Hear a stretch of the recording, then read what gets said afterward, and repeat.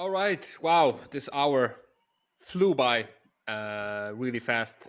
The name of this podcast is Eurotrash, which means I have to ask you something a bit more trashy at the Okay. end. Many famous mythological names were mentioned during this conversation, and yet we failed to give our proper respect to one of the most famous ones. And that is, of course, Xena, the warrior princess. How high does she rank amongst your list of the most badass Greek Oh, heroes? very high. Xena's magnificent. Yes. And much more interesting than Absolutely. I her agree. sidekick Hercules. I like her because there's a purity to her. I mean, there are classical antecedents that we talk about her Amazonian, I think probably legacy. I'm sorry, I'm lost on the details a little bit. But she gets to be a kind of pure contemporary concoction that doesn't have to answer to ancient traditions or worry about having to remake them. She can just be made up out of whole cloth. And she goes around just clobbering people. It's marvelous to watch that happen. Plus, there's a thrill. I mean, this is probably getting further into the weeds, but you've invited me on the trash plank, so I'll just walk down it a little bit here. Please do. The sort of remember that the folks that make up in the sort of comic book zone of American pop culture and matching on to the sort of myth geek zone of people and probably Dungeons and Dragons, that old fantasy video game that turned into video stuff. That's probably the pool of male imaginations we're dealing with. And, I am a geek with all of the rest of them, and I include myself proudly in that company, in which male geeks, their success with females is more the zone of fantasy than reality. So when these folks make up a fantasy woman figure, a female gendered figure, they're going to make up one that is delightful to a kind of lowest common denominator of maleness.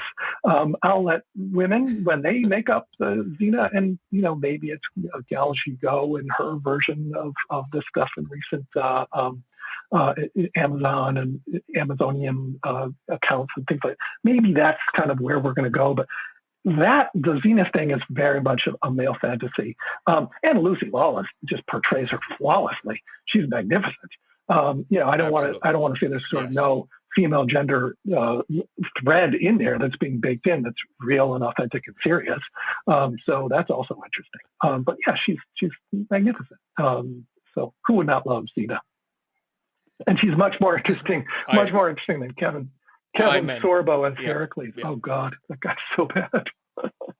No, absolutely not. I mean, to be fair, I watched both, but Xena was clearly my favorite. Wonderful. Also, she had amazing time travel abilities. Like one episode was set in the times of the Romans, and then the next episode was set in just like ancient, whatchamacallit, like the Hebrew Bible, like the Old Testament. And then she would encounter David, King David and stuff. And they had no regard for like thousands of years they passed. Like it was very free flowing. Sure.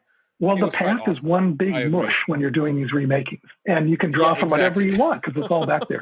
Was the figure of isn't the figure of Jockster in the Xena stuff? I think the figure of Jockster is. Yep. And Jockster is actually played by a guy called Ted Raimi. Who's Sam Raimi's brother. Sam Raimi's brother, yeah. And Ted went to the high school across town from me, and I knew him through college. He's absolutely hilarious and interesting guy. Wow. So I'm always a fan of Jockster and that whole package. Yeah. Evil Dead is another place you've got to, if you want to dig into these folks, go back and look at the movie Evil Dead, the first one, which is a Sam Raimi picture. Will do. All right. Thank you for the recommendation. Professor Struck, where can people find your work besides the Coursera online course that we mentioned at the beginning? How can people purchase it? Well, everything's on Amazon, and the ones that are single authored by me are Princeton.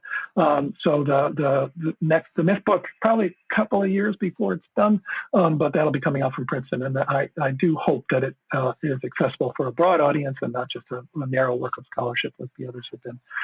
Plus, also, I've got I'm general editor of a series called The Cultural History of Ideas, which is a 6-volume set from antiquity to the contemporary world. And that's a most recent scholarly production.